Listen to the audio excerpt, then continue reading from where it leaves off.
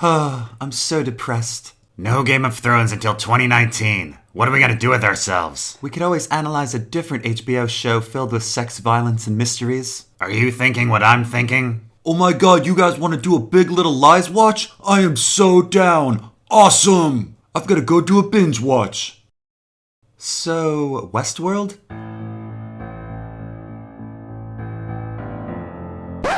So yeah, this series is for people that have seen the beautiful piece of nonsense that we call Westworld Season 1. Enjoy, assholes. So our episode begins with an introduction to Dolores, naked and looking a bit ravaged. There is lipstick or perhaps blood smeared on her cheek, hinting at some violence. We're looking at either a rape or a murder here. Wow, this is a very HBO start. First scene, sex and violence. Welcome, viewers. We're gonna make Game of Thrones look PG-13. Now, even though Dolores is probably raped in the episode, this particular scene is actually Dolores after Hector's robbery.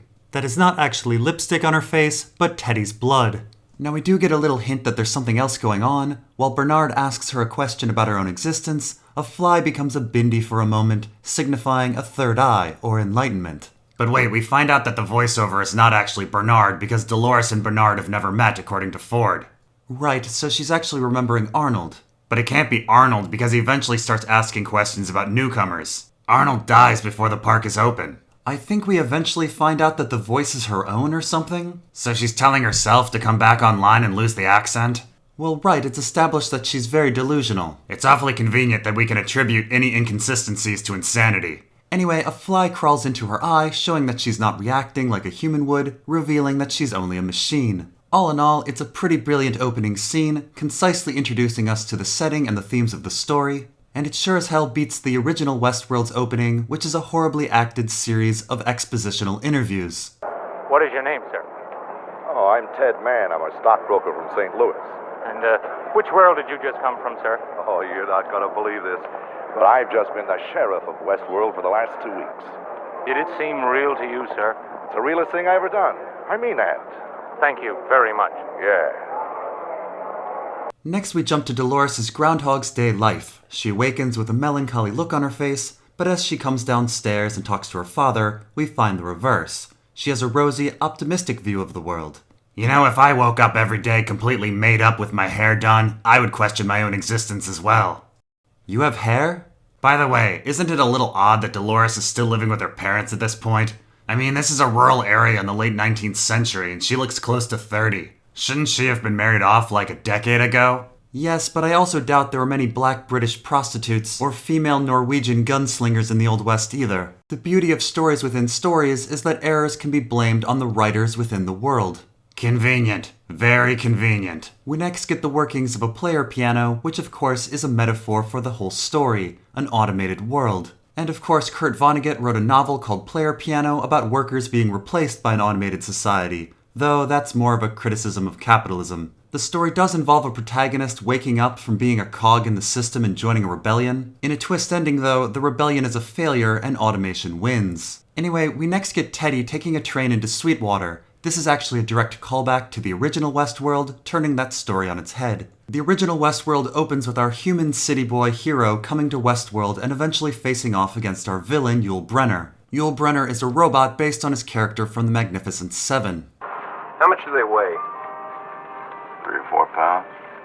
That heavy. Our human hero, the one with the mustache, eventually wins. Here we have a robot city boy coming to Westworld and eventually facing off against the villain, a human Ed Harris. His character is likely derived from a lot of westerns, but I generally think about Angel Eyes from The Good, the Bad, and the Ugly. And of course, in this story, our robot hero is born to lose. Anyway, Teddy sees a bunch of things in town that will get called back later when the loop repeats, like bumping into a man and not accepting the mission to find Hector, the bandito. The Mexican bandit is of course a reoccurring stereotype in westerns, the most famous perhaps being Calvera from The Magnificent Seven, or Tuco from The Good, the Bad, and the Ugly. Anyway, next Teddy heads into the bar with the purpose of introducing characters, it seems. We get this bartender who seems like he doesn't actually want to sell alcohol. And then we get Clementine who propositions Teddy even though he's not a newcomer, and we have Maeve who has a snarky comment. Teddy then spots Dolores and goes out to talk to her, and he helps her with her can of milk. Milk, eh? Of all the things that she could be buying, she buys milk.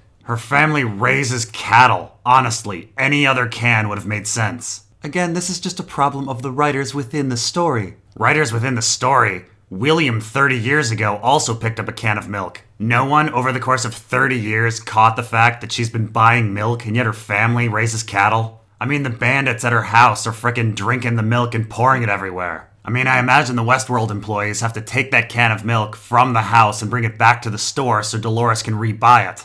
Nobody said, she keeps buying milk. That doesn't make any sense at all. Not to mention, dropping this specific can is what's supposed to reel in newcomers to a quest. So it's not like Dolores is buying this can on a whim or based on the memories of a past build. Some writer said that the cattle rancher's daughter needs to come into town to buy milk. And no one over the course of 30 years changed that. Anyway, Teddy and Dolores reconnect and Teddy offers to escort Dolores home. They stop and take a look at some cattle, and Teddy wonders why they all go in the same direction. Dolores says it's because there's a Judas steer that the others follow. I guess this is supposed to introduce the idea that Dolores is the Judas steer, leading the others in rebellion, or perhaps leading the others to slaughter. This seems to be the Season 2 storyline of Dolores being a leader. In Season 1, Dolores doesn't really lead anyone, except I suppose to show everyone humans can be killed at the very end. Later, the two make it to the ranch, and Dolores is confused as the cattle are out, and her father wouldn't let them roam this close to dark. Close to dark, eh? It's friggin' nighttime, Dolores. Teddy then rides in to save Dolores' parents, where they are getting killed for only having milk. Dolores was buying the one thing they didn't need. Teddy then kills the bandits, and we get this shot of blood mixing with milk, which seems like it means something. Birth and death, I guess, since they're born in those weird milk baths and babies drink milk? Wait, why is blood death? Don't you need blood to live? Yeah, you got me. Dolores then arrives upset about the death of her parents, and then the man in black shows up. Teddy then tries to defend Dolores, but the bullets do nothing. So in both the original movie and the show, the bullet thing doesn't really make any sense. In the movie, the guns have sensors and are not supposed to fire on warm bodies. Shoot! The gun has a sensing device. It won't fire at anything with high body temperature. But later, when the robots get errors, the guns somehow become lethal with no explanation. The show seems to have decelerating bullets that slow down to not kill humans. But when the robots rebel, the guns suddenly become lethal, again with no explanation. Anyway, putting aside the decelerating bullets thing, the man in black seems awfully amused that bullets don't hurt him. Of course, he's been coming here 30 years and already knows this. Anyway, the man in black ends up killing Teddy and dragging off Dolores, where he probably rapes her. Now, of course, in the end, we find out that the Man in Black plotline is a big red herring and has no impact on anything. Yes, his early adventures make him want to invest in the park, but Logan was talking about investing in the park anyway, so it doesn't really matter. Anyway, our Groundhog's Day loop begins again, and we zoom out to see the operations of the park. Everything is being monitored, albeit really, really shittily. We find they build robot horses, which cannot be cost-effective. I mean, real horses have to be easier and cheaper to use, right? Meanwhile, over in Monterey, we have another huge mystery. Who bit Amabella? Amabella claims it's Ziggy, but Ziggy denies the whole thing. And so Amabella's mom, Laura Dern, gets in everyone's face. So Reese Witherspoon comes in and defends her friend Jane. And man, things are going down. Anyway, this brings us to Bernard and Elsie performing a diagnostic on Clementine. Bernard points out that Clementine touched her lip and tells us that Ford reviews every update and slips in his own things at the end. Bernard also reveals that despite the hosts getting their minds erased, they still maintain an echo of memories in their subconscious. Bernard leaves the room and Elsie longingly looks at Clementine and then kisses her, a plot line of Elsie that is never brought up again. We then go to security where Stubbs has been alerted to an active host in the building that needs to be checked out. And this is the last time an improperly active host ever alerts security again. Security isn't alerted when Maeve wakes up and is escorted all around the building, or when Hector and Armistice wake up, or when Lee and Charlotte go and put Data in a host in cold storage, or when Ford removes all of the hosts from cold storage in the last episode during the gala. Anyway, they then walk by the deactivated hosts that are somehow able to stand rather than topple over, and they find crazy Ford talking to an old host. And of course, none of this concerns security, despite the fact that Ford was inside an area with a locked door. You're doing a bang-up job, Stubbs. So Bernard finds that Ford is talking to an old host, and Ford gives a little history saying that the early hosts were always breaking down and could be outed by a handshake. This is actually a callback to the original Westworld movie, where the hands didn't look right and could give them away. We are sure you will enjoy your stay in Western World. Was she, While probably? you are there, please do whatever you want. That's amazing. There are no rules, and you should feel Supposedly free you to really indulge can't your tell. every whim. Except by looking at the hand. Do not be afraid. Anyway, Ford weirdly asks Bernard if Bernard was with them back in the days with the first hosts. Of course, Bernard very clearly wasn't with them back then. I guess Ford just wanted to come off as insane. We next go back to the loops, and we find Dolores' dad telling her that he loves her and cares about her, and Teddy is back alive again, though he does seem a little off as he drops his hat, and then he's blocked by some newcomers, causing the man in black to come over and pick up Dolores' can of milk. The man in black then goes to the bar and seemingly has the ability to shut down Clementine instantly, and makes another man get up so he can go gambling. He never uses these skills again, and then he finds the dealer. Spoiler, this guy's nobody. So next we have the sheriff taking out some newcomers to hunt down Hector. The sheriff begins to have an error when a fly lands on him. By the way, the show never gives an explanation on why this error occurs. In this episode, they blame it on Ford's most recent update. But at the end of the episode, they roll back the update, and the hosts are still having errors in the next episode. Eventually, the possible cause shifts from voices being broadcasted to them to finally trauma awakening the host's consciousness. However, this sheriff has no reason to be going nuts from a fly landing on his face, and no other hosts have anything similar happen to them. Anyway, when they get the host back, it seems like his skull has been opened up for some reason. There's no explanation for that. But anyway, Bernard doesn't think the problem is in the code, but Teresa wants to recall all the updated hosts. Lee, the writer, is in the room for some reason, and he's furious because recalling 200 hosts will disrupt his stories.